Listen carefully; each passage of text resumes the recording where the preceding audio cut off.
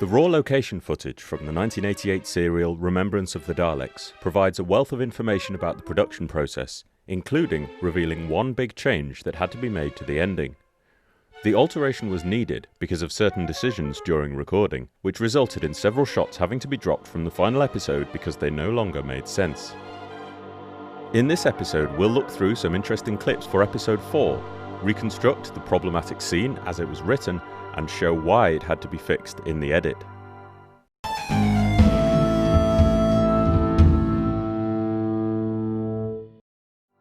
The raw footage allows us to hear the Dalek operators delivering the dialogue from inside the casings.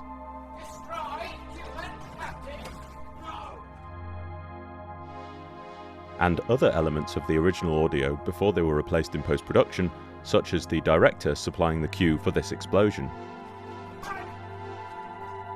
We also see that doing repeated takes carrying the time controller prop was a great strain on the wrist of Yasmin Briggs, and Dursley McClendon steps in to help carry it back and forth to give us some respite.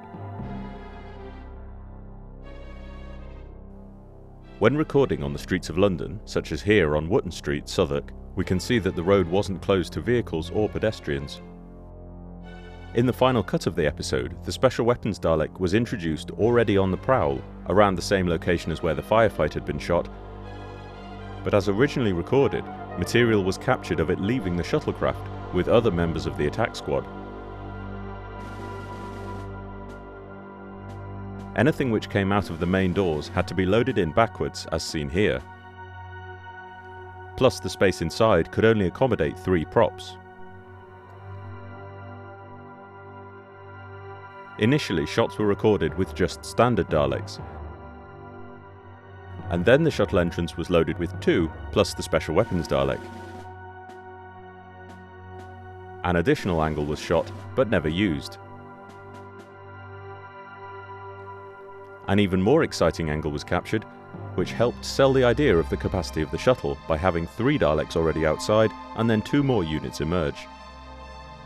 The choreography didn't quite come off in this take, but ultimately the decision was taken not to reveal the big gun at this stage anyway.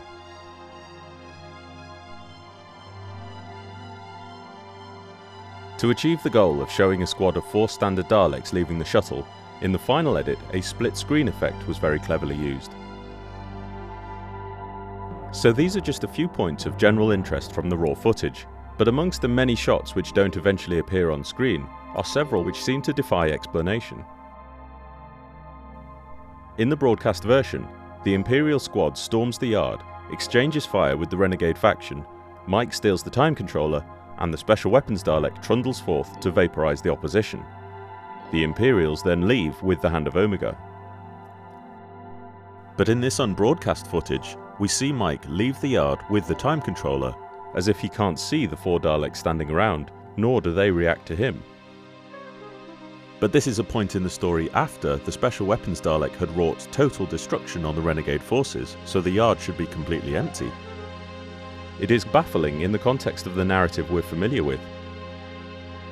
To uncover how this can fit together with the story we know, it's important to understand how episode 4 was supposed to play out, and what was shot, and then it becomes clear how problems cropped up in the edit when things didn't line up. The script at the earlier stage referred to the 2 factions being Red Daleks, allied to the Emperor, and the opposing Blue Daleks. The Red Daleks had in their arsenal a large floating platform carrying a cannon. To understand the reasons that several shots had to be removed in the final edit, we present a reconstruction of how the scenes were originally written, and the problem will become clear.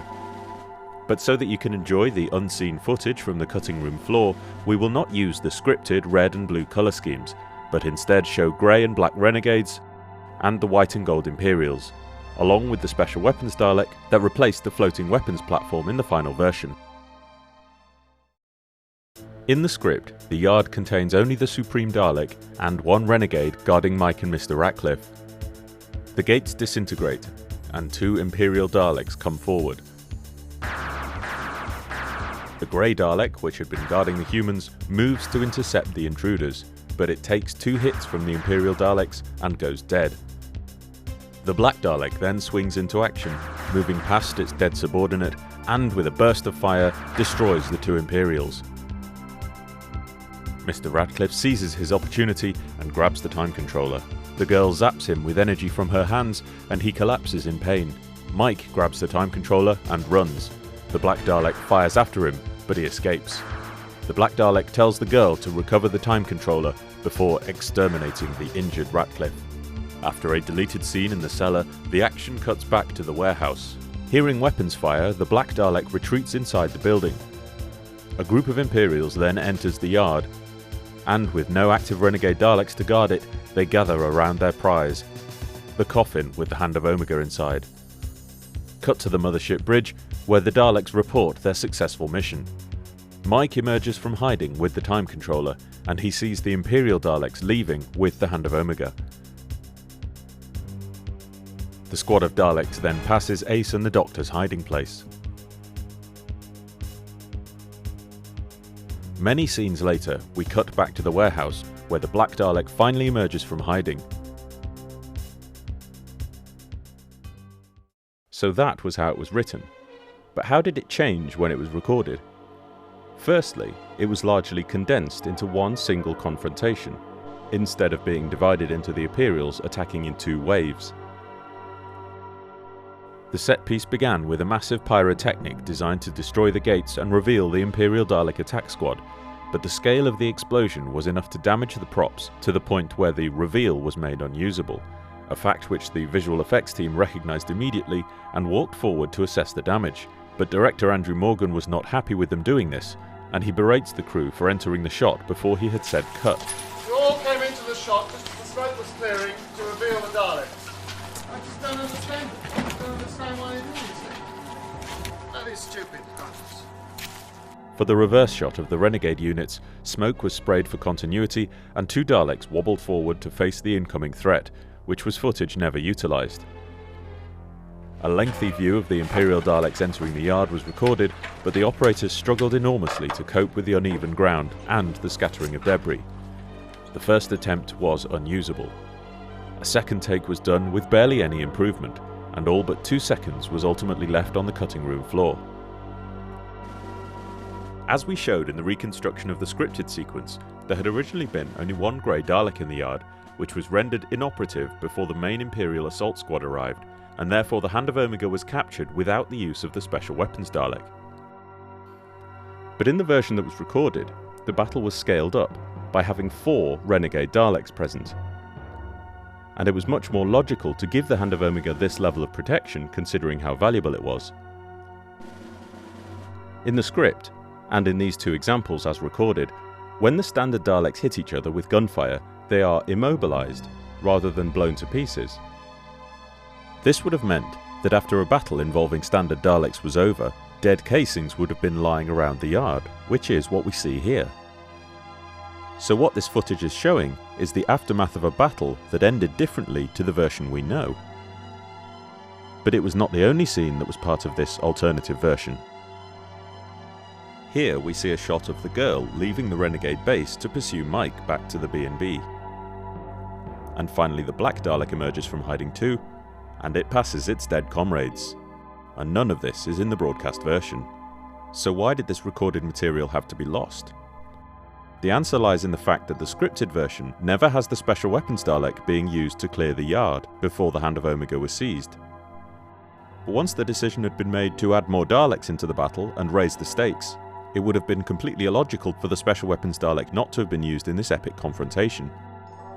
But the problem then arose of shooting footage with the Special Weapons Dalek inserted into what was supposed to have been a smaller scale firefight.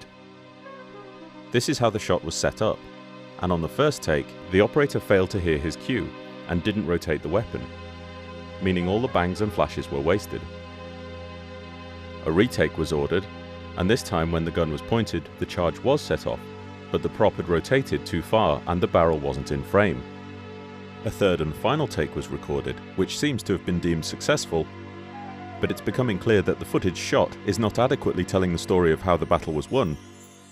Because firstly, the Special Weapons Dalek seems to miss its targets, and secondly, if it had found its mark, a scene earlier in the episode has already shown us what should happen.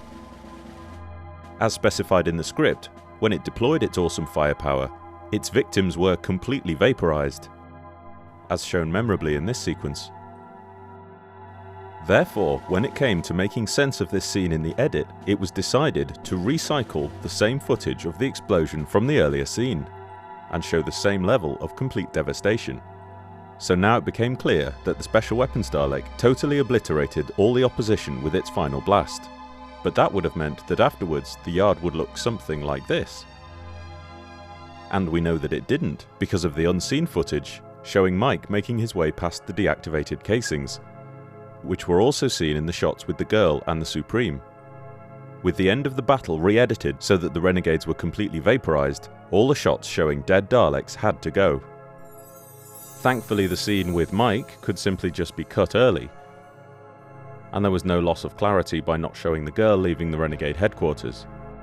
But by removing the shot of the Supreme leaving the yard, it was no longer clear this is where the Doctor and the military confronted it. But it's quite obvious once the missing shots are reinserted,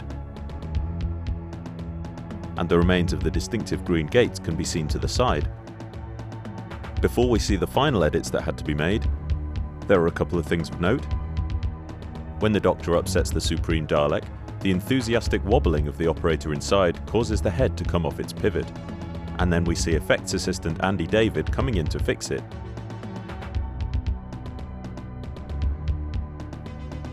After the Dalek self-destructs, the prop was moved off to the side, as glimpsed here, and in its place a pool of residue was created on the tarmac, and we see how the continual supply of smoke was fed through a disguised tube. So the final fixes needed because of the Special Weapons Dalek changes are seen here, where the Doctor walks towards the remains of the Supreme, and in several of the takes, the dead Renegade casings in the yard are still visible in the background. So again, these shots could not be used.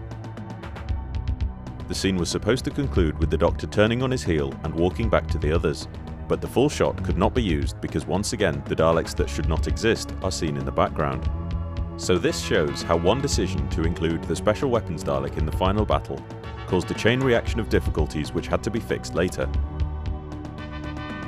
But to be honest, these shots of what look like Daleks sleeping seem rather odd anyway, so it was definitely a sacrifice worth making in order that the Dalek Civil War didn't end with a whimper, but with a bang.